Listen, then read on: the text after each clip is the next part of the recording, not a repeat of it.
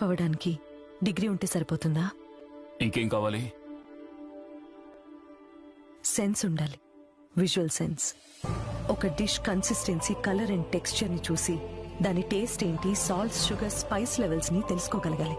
Hearing sense, వంట చేసేటప్పుడు వచ్చే శబ్దాన్ని విని అది సరిగా కుక్ అవుతుందా లేదా అని జడ్జ్ చేయగలగాలి. స్మెల్లింగ్ సెన్స్, ఒక డిష్ స్మెల్ ని బట్టి డిష్ లో ఉన్న ingredients overcooked or undercooked precise గా చెప్పగలగాలి.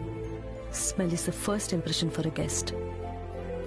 సెన్స్ ఆఫ్ టచ్, ముట్టుకుని డిష్ ఎలా ఉందో చెప్పడం.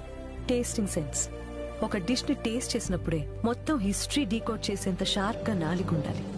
అన్నిటికీ మించి కిచెన్ లో అయినా గెస్ట్ల ముందరైనా సిచ్యువేషన్ అసెస్ చేసి రెస్పాన్సిబుల్ గా బిహేవ్ చేసేంత కామన్ సెన్స్ ఉండాలి.